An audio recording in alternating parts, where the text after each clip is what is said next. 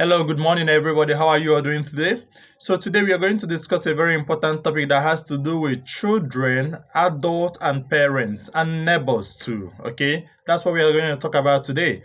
So, you ask yourself a very simple question: what is the advantage and the disadvantage of raising kids amidst neighbor or within a locality where the neighbors are very, very influential to your children?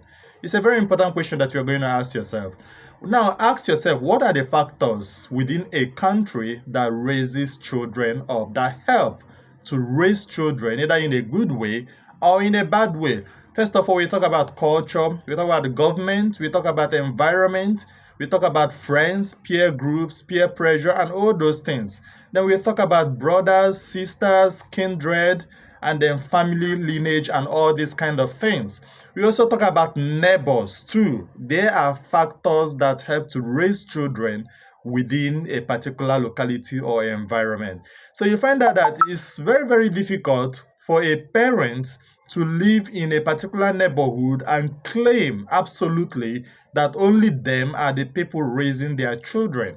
Now, let me give you an example. I remember when I was small, I was kicked out of school because I couldn't pay a little fine of 500 naira for school exam fee.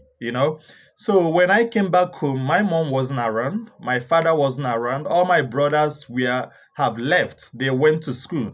So immediately I came back home, one of our neighbors within the compound saw me and asked me a question: why are you back? I gave the description and narration of why I came back.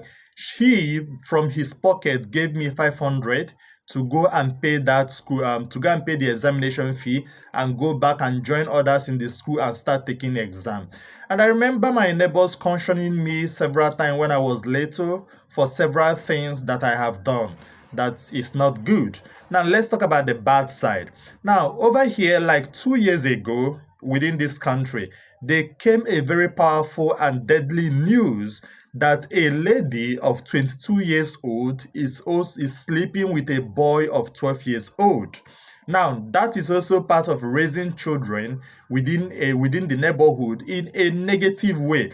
So the question is how does the neighbors, the society, the environment, the social network or social media affects children when parents are trying to raise children in an adequate and proper way? And how does the environment affect children negatively or positively?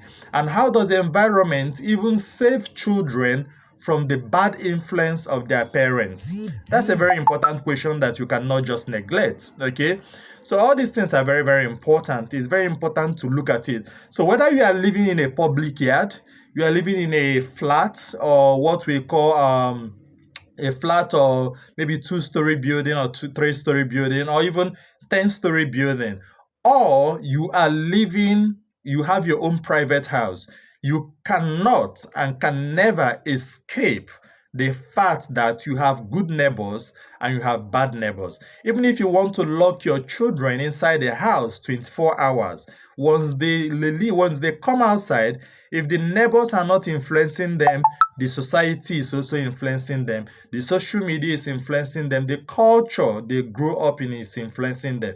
So you ask yourself question: how do you intend to raise your children amidst neighbor, society, environment, culture, and peer pressure? How do you intend to do that so that it will give you a very good and maximum satisfaction, and your children will become an important asset to the society? Thank you very much and have a great and wonderful day. Expect the question. Bye.